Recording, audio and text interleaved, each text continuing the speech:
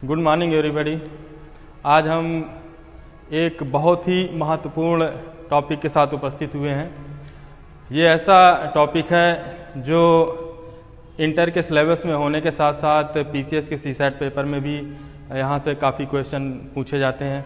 और जैसा कि मुझे अंदाज़ा है 2016 में 15-16 क्वेश्चन पूछे गए थे लॉजिक से, जहाँ 7-8 क्वेश्चन तो यही तर्कदोष से ही संबंधित थे। तो आज हम चर्चा करते हैं कि तर्कदोष वास्तव में होते क्या हैं। हमने पिछले वीडियो में, आप जिन लोगों ने नहीं देखा होगा वहाँ से देख लीजिएगा कि जहाँ हमने बताया है कि वाक्य और तर्क वाक्य में बेसिक अंतर क्या है। तो हमने पाया था वहाँ की परिमाण और गुण के आधार पर 4 तरह के तर्क वाक्य होते हैं। AEIO, सर्वव्यापी स्वीकारात्मक, सर्वव्यापी निषेधात्मक, अंशव्यापी स्वीकारात्मक और अंशव्यापी निषेधात्मक। अब इन जो तर्कवाक्य के आधार पर हम निष्कर्ष निकालते हैं, वहाँ पर 2 तर्कवाक्य होते हैं जिनको आधार वाक्य कहते हैं, और जो निष्कर्ष वाला तर्कवाक्य होता है, ये तीनों मिलकर के एक युक्ति बनाते हैं। तो हम युक्ति से तात्पर्य हम यही रखेंगे कि आधार वाक्य और निष्कर्ष, इनको मिलाकर के एक युक्ति बनती है। अब उस युक्ति में कोई समस्या हो जाए, आधार वाक्यों में हो सकता है ऐसी बातें कह दी जाएं जिससे निष्कर्ष ना निकलता हो, कोई रिलेशन ही ना होता हो निष्कर्ष का आधार वाक्यों से, फिर भी हम जबरदस्ती जब निष्कर्ष निकालने का प्रयास करते हैं तो वहां पर तर्क दोष हो जाता है। मतलब वो जो युक्ति होती है 2 आधार वाक्य और एक निष्कर्ष की, उसमें इरर आ जाती है जो तर्क दोष कहलाती है। अब हम बात करें तर्क दोष की, तो तर्क दोष हम देखें तो 2 तरह के पाए जाते हैं, एक आकारिक तर्क दोष और एक अनौपचारिक या वस्तुगत तर्क दोष।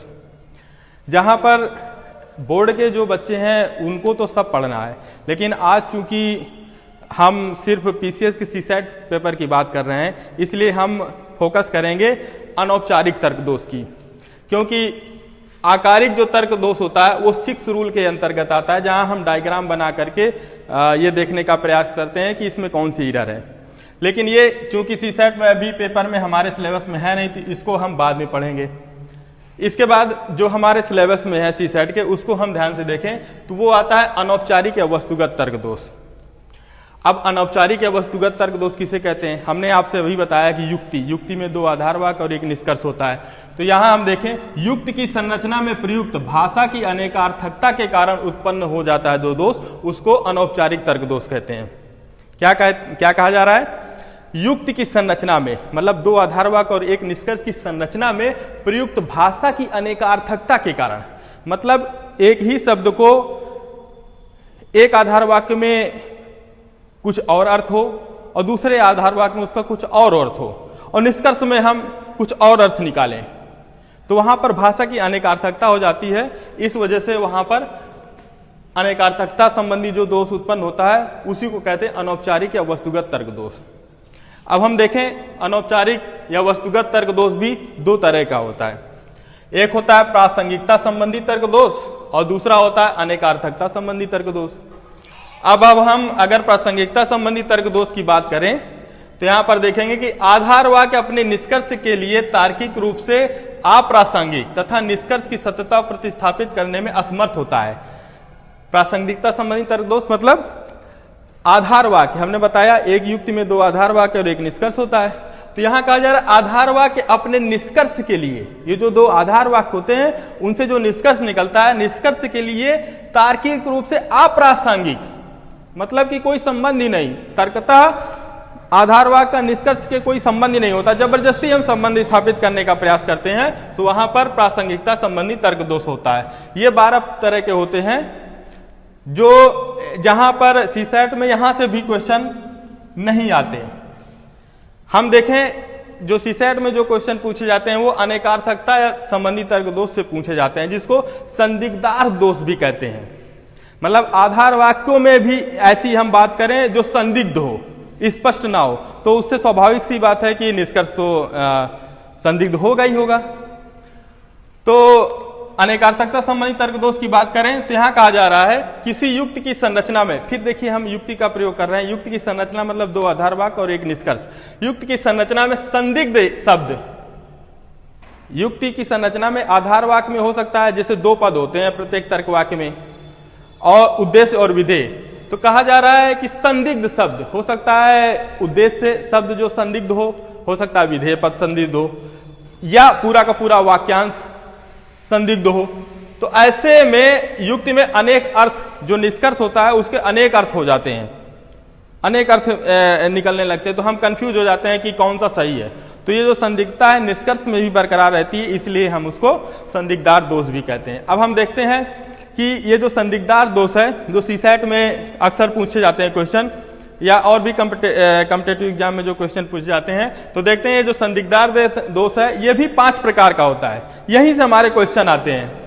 तो आप लोगों ने ध्यान दिया होगा, पहला है अनेकार्थक दोष, पहला अनेकार्थक दोष है, दूसरा वाक्य छल या भ्रामक रचना दोष, तीसरा स्वराघात दोष, चौथा संग्रह दोष, पांचवा विग्रह दोष। अब हम एक एक तर्क दोष की चर्चा कर लेते हैं विस्तार से। जैसा कि कहा जाता है अनेकार्थक संबंधी अनेकार्थक दोष, पहला, तो इसमें कहा जा रहा है पद या वाक्यांश एक से अधिक बार, कोई पद है वो एक से अधिक बार आ रहा है। पद कौन सा? जो तर्कवाक्य में प्रयोग होते हैं, उद्देश्य और विधेय पद, और 2 तर्कवाक्य यानी कि आधार वाक्य और एक निष्कर्ष मिलाकर एक युक्ति बनती है। तो वो जो तर्कवाक्य प्रयोग किए जाने आधार वाक्य में, और उन तर्कवाक्यों में जो 2 पद होते हैं उद्देश्य विधेय, वही कहा जा रहा है एक से अधिक बार आए, उद्देश्य विधेय एक से अधिक बार आए, और वो हर बार जब आए वो अलग अलग अर्थों में आए। तो जब आधार वाक्य में ही उद्देश्य और विधेय अलग अलग अर्थों में आएंगे तो निष्कर्ष तो संदिग्ध होगा ही होगा।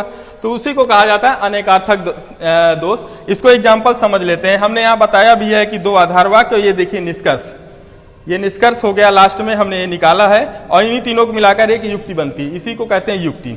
तो यहाँ अगर हम पहला अनेकार्थक दोष का एक एग्जाम्पल लें, तो यहाँ कहा जा रहा है प्रत्येक वस्तु का अंत उसकी पूर्णता है। प्रत्येक वस्तु का अंत क्या है? उसकी पूर्णता है। दूसरा जो तर्कवाक्य कहा जा रहा है मृत्यु जीवन का अंत है, मृत्यु जीवन का अंत है। अब इसी के आधार पर हम निष्कर्ष निकाल रहे हैं मृत्यु जीवन की पूर्णता है।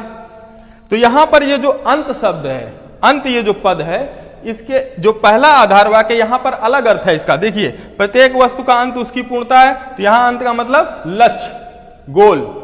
प्रत्येक वस्तु का लक्ष्य उसकी पूर्णता है। अब ये जो दूसरा आधार वाक्य यहां कहा जा रहा है मृत्यु जीवन का अंत है, तो यहां अंत का तात्पर्य क्या हो गया? लास्ट इवेंट, अंतिम घटना, मृत्यु जीवन की अंतिम घटना है। ठीक, इसी के आधार पर हम निष्कर्ष निकाल रहे हैं मृत्यु जीवन की पूर्णता है। तो अब जब यहां पर अंत शब्द के ही अलग अलग अर्थ हैं, तो निष्कर्ष तो संदिग्ध होगा ही होगा। तो ऐसी परिस्थिति में इसको अनेकार्थक दोष कहते हैं। अब हम बात करें वाक्छल दोष, वाक्छल दोष या भ्रामक रचना दोष। तो वाक्छल दोष, भ्रामक रचना दोष संदिग्धार दोष का एक प्रकार है, जहां पर हम देखते हैं कि कोई भी जो भी स्टेटमेंट होता है, तर्कवाक्य होता है, वो व्याकरण संबंधी कमियों के कारण निष्कर्ष में उसका अर्थ बदल जाता हो।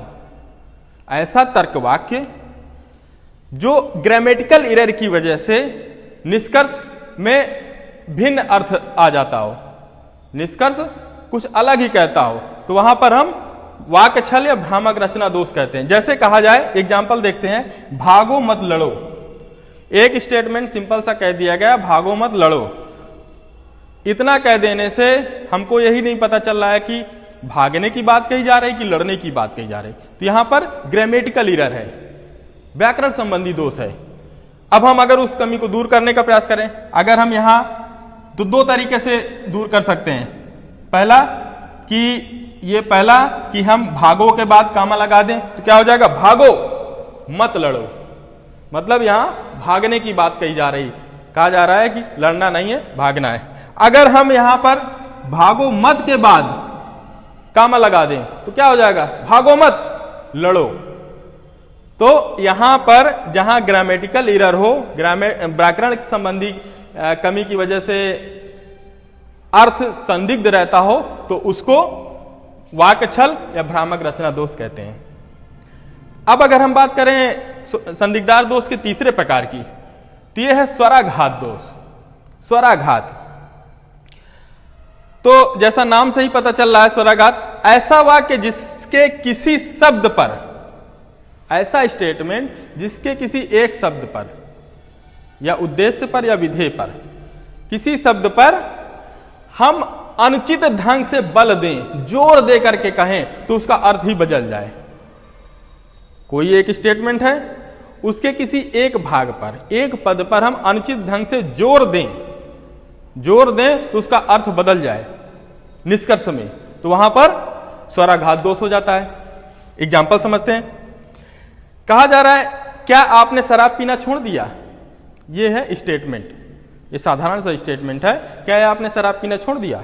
अब अगर हम इसके दो पार्ट करें, क्या आपने पर और शराब पर, अलग अलग ढंग से हम जोर दें, कहा जाए क्या आपने शराब पीना छोड़ दिया, तो इसका अलग अर्थ हो जा रहा है। कम से कम आप तो शराब पीना नहीं छोड़ सकते थे, इसका मतलब ये हुआ क्या आपने शराब पीना छोड़ दिया, मतलब कम से कम आप तो शराब पीना नहीं छोड़ सकते थे। और अगर हम आपने पर जोर न दे करके शराब पर जोर दें कि क्या आपने शराब पीना छोड़ दिया, क्या आपने शराब पीना छोड़ दिया, अब यहां शराब पर बल देने पर क्या हो जा रहा है कि जरूर कोई और पदार्थ ले रहे होगे, तो यहां पर भी निष्कर्ष के भिन्न अर्थ हो जा रहे हैं, यानी कि निष्कर्ष भी संदिग्ध हो जा रहा है, इसलिए इसको स्वराघात दोष कहते हैं। इस तरह के मोस्टली हम देखे हैं जो सीसैट के पेपर में संग्रह दोष और विग्रह दोष से काफी क्वेश्चन आए हैं, तो इन पर हम ध्यान दें।